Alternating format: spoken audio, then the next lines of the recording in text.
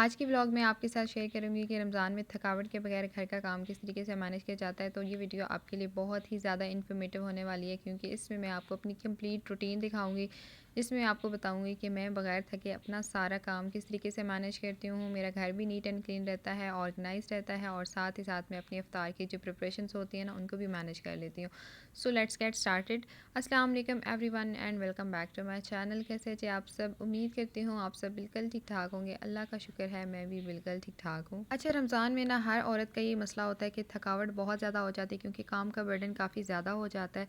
तो हर औरत जो है वो यही कंप्लेन कर रही होती है कि थकावट बहुत ज़्यादा हो गई, और उसके साथ ये भी होता है कि हमने रोज़ा रखा होता है तो उसकी वजह से भी वीकनेस हुई हुई होती है।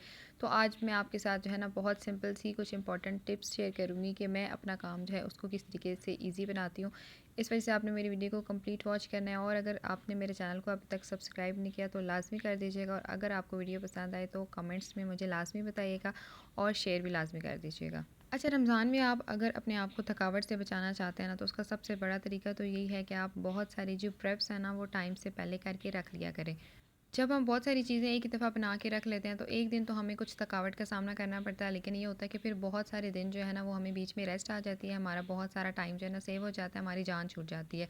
रोज़ रोज़ जो हम काम करते हैं, रोज़ रोज़ हमें थकावट होती है ना, उससे फिर हमें काफ़ी सारा इस चीज़ से रेस्ट मिल जाती है क्योंकि एक दिन हमने बहुत सारा काम कर लिया हुआ होता है। तो रोज़ रोज़ फिर हमें अफ्तारी के टाइम पे ना काम का बहुत ज़्यादा बर्डन नहीं होता, बहुत ज़्यादा टेंशन नहीं होती। जैसे यहाँ अभी भी मैं देखें कि कबाब बना रही हूँ, पहले भी आपके साथ बहुत सारी वीडियोस शेयर कर चुकी हूँ कि मैं ज़्यादातर चीज़ें जो हैं वो फ्रीज़ करके रखती हूँ। फ्रोज़न आइटम जो है वो एक ही दफ़ा में एक ही दिन जो है ना थोड़ा सा टाइम लगा के तो उनको बना लेती हूँ। अच्छा, ये भी ज़रूरी नहीं है कि आपने एक ही दिन जो है ना बहुत सारा टाइम लगाना है किचन में और बहुत सारी चीज़ें बना के रख लेनी है। लेकिन जब जब आपके पास कुछ फ्री टाइम हो ना तो आप एक आधी कोई चीज़ जो है उसको बना के फ्रीज़ कर दें।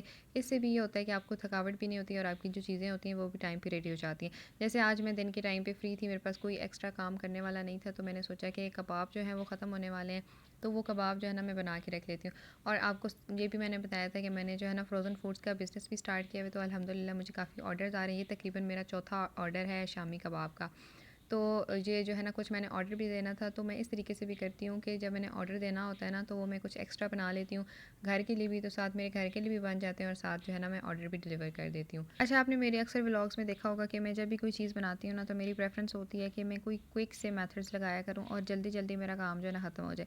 जैसे पहले मैं शामी कबाब बनाती थी ना तो बहुत टाइम के लिए मुझे चने की दाल, चिकन और जो भी चीज़ें मैं डालती हूँ ना उनको कितना टाइम लगता था बॉयल करने में, उसके बाद फिर जाके ना मतलब बहुत ज़्यादा टाइम मेरा इसमें लग जाता था। तो अब मैं बहुत सिंपल सा तरीका लगाती हूँ कि चने की दाल जो है ना वो तो मैंने आपके साथ पहले भी शेयर किया है कि मैं एक ही दफ़ा जो है बहुत सारी चने की दाल हो गई, चने हो गए, लोबिया हो गई, इस तरह की जो चीज़ें होती हैं ना वो जो भी मेरी मंथली या वीकली मील प्रेप्स होती हैं उनमें मैं बॉयल करके रख देती हूँ।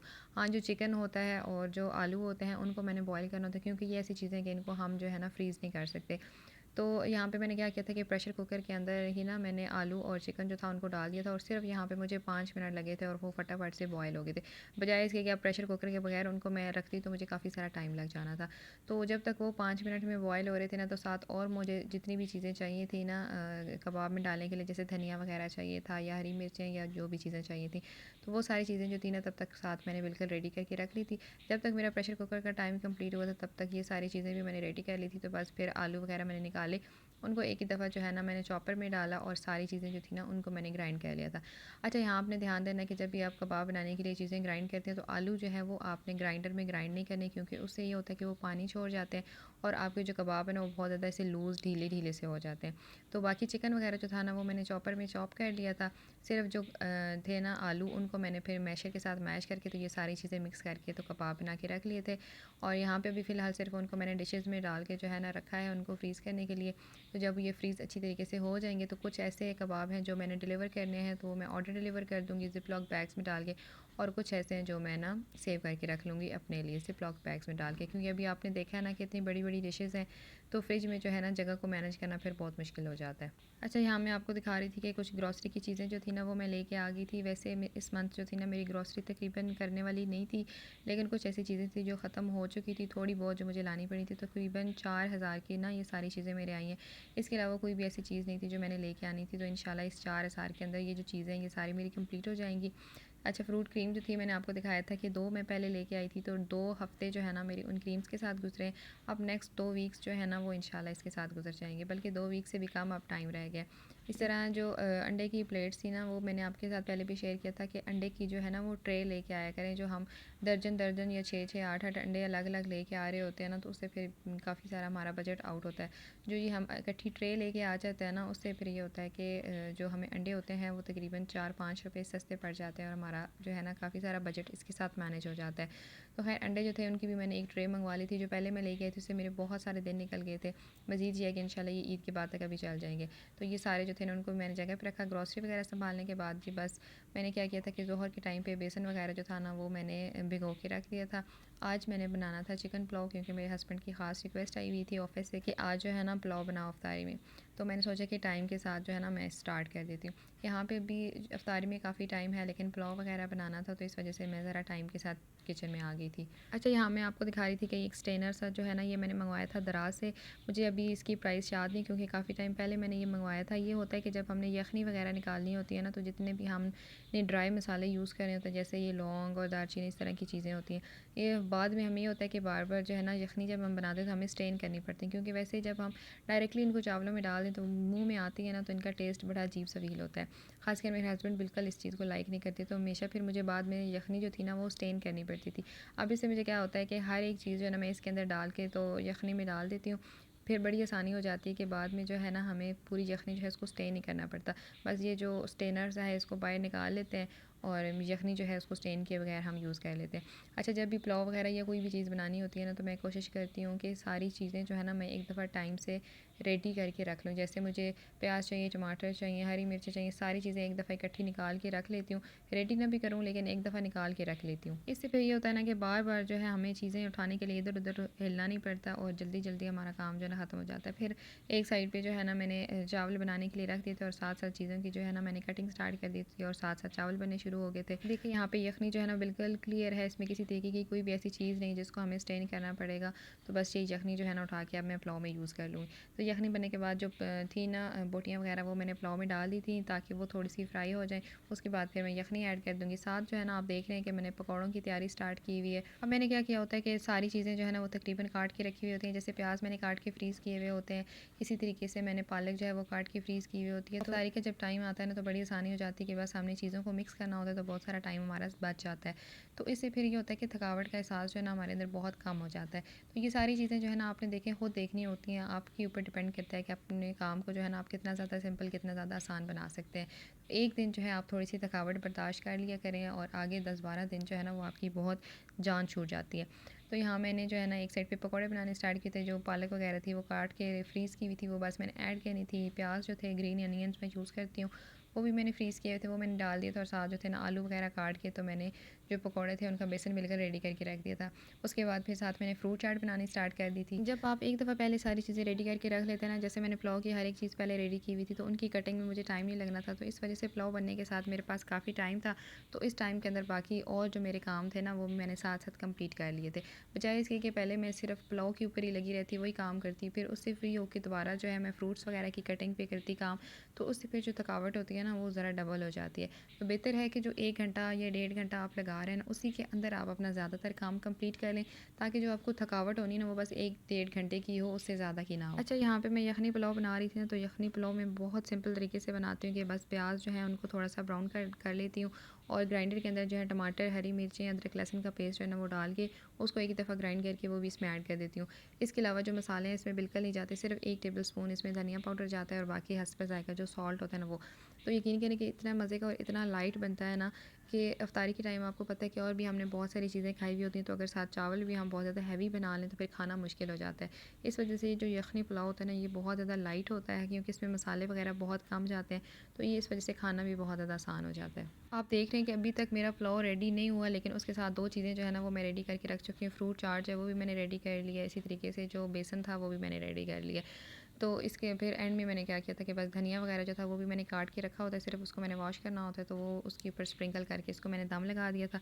यहाँ पे मैं आपको दिखा रही थी कि मैंने ना पिछले दिनों डोनट्स बनाए थे, तो इन डोनट्स के अंदर ना मैंने प्याज ऐड कर दिए थे। तो पता नहीं इसमें क्या मसला हुआ कि ये पानी छोड़ के जब इनको मैंने फ्राई किया ना तो ये सारे टूट गए थे। तो अब मुझे था कि ये वेस्ट हो जाएंगे, तो मैंने क्या किया कि मैंने सोचा कि इनको मैं ना किसी और चीज़ में यूज़ कर लेती हूँ। तो इनसे ना मैंने बहुत मज़े के ब्रेड के स्नैक्स बना लिए थे।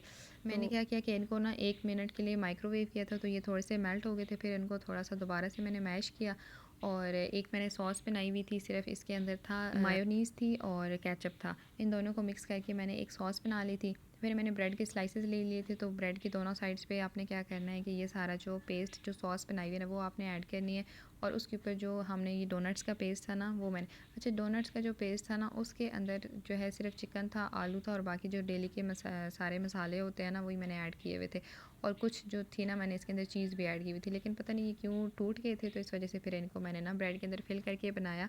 अब इसको ना आप बेसन के अंदर भी डिप करके फ्राई कर सकते हैं और मैदे के अंदर भी डिप करके फ्राई कर सकते हैं, ये आपके ऊपर डिपेंड करता है कि आप ये किस तरीके से करते हैं। दोनों तरीके से ये बहुत मज़े के बनते हैं। आप इस रेसिपी को एक दफ़ा मेरी रिकमेंडेशन पे लाजमी ट्राई कीजिएगा। तो सारे जो ब्रेड के स्नैक्स हैं ना उनको मैंने रेडी कर लिया था और ये अब मेरे जो है ना बहुत सारे दिन चल जाएंगे। यहाँ पे आप ऐसे समझ लें कि एक साइड पे मैंने इफ्तारी की तैयारी स्टार्ट की हुई है और साथ ही जो है ना देखें कि मैंने कुछ चीज़ें जो है वो भी फ्रीज़ करके रख ली हैं। तो एक ही टाइम पे मेरा बहुत सारा काम हो गया कि ज़रूरी नहीं है कि आपने इफ्तारी अलग से बनानी है और जो फ्रोज़न आइटम्स हैं वो आपने अलग से एक दिन निकाल के बनाने हैं।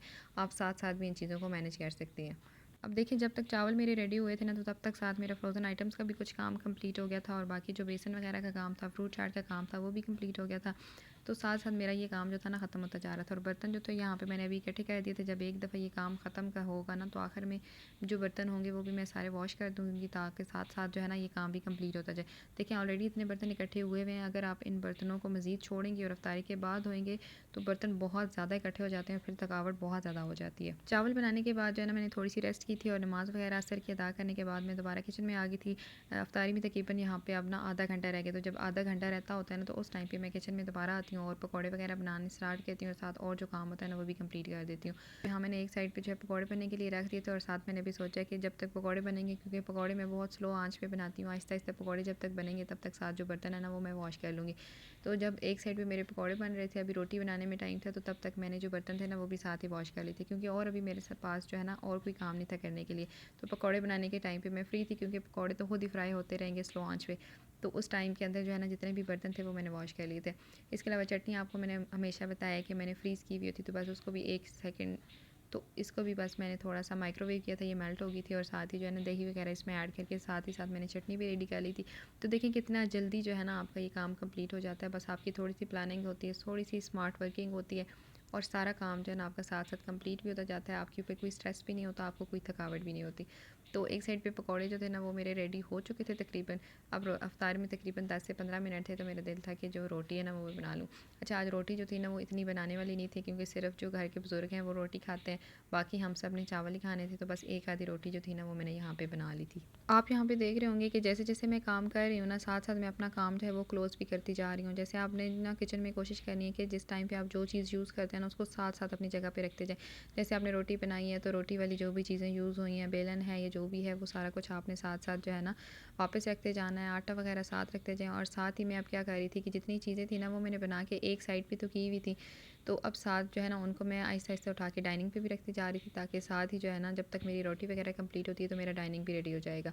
और आपने कोशिश करनी है कि जब भी आप किचन में काम करती हैं तो साथ साथ क्लीनिंग को आपने लाजमी मैनेज करना है। अब आप देख रहे हैं कि मैंने जो है यहाँ पे जो है सारा काम कंप्लीट किया है और बर्तन जो मैक्सिमम थे वो मैंने वॉश कर दिए थे, जो थोड़े बहुत अभी रह गए, अभी इफ्तारी का टाइम हो गया तो ये 2-4 बर्तन जो है ना मैंने छोड़ दिए हैं। लेकिन किचन जो है ना उसको मैंने साथ ही सारा का सारा जो है वो क्लीन कर दिया, काउंटर्स वगैरह बिल्कुल क्लीन कर दिए हैं, चूल्हा क्लीन कर दिया है, एक्स्ट्रा ऑयल वगैरह जो पकौड़ों का था वो भी मैंने एक साइड पर कर दिया है। अब इफ्तारी के बाद क्या होगा कि सिर्फ जो इफ्तारी के बर्तन होंगे वो मैंने वॉश करने होंगे और साथ ही मेरा काम जो है ना ख़त्म हो जाएगा। बस ये बड़ी छोटे-छोटे से तरीके होते हैं और सिंपल सी प्लानिंग्स होती हैं, सिंपल सी टिप्स होती हैं जो कि आपकी लाइफ को आसान बनाने के लिए काफ़ी हो जाती हैं। अगर आप भी मेरी तरह इन टिप्स को फॉलो करते हैं तो यकीन करें कि आपको भी किसी तरह का कोई थकावट या कोई स्ट्रेस फ़ील नहीं होगा। तो आपने भी इनको लाज़मी फ़ॉलो करना है। इसी के साथ आज के व्लॉग को एंड करते हैं। अपना बहुत सारा ख़्याल रखिएगा। अल्लाह हाफ़िज़।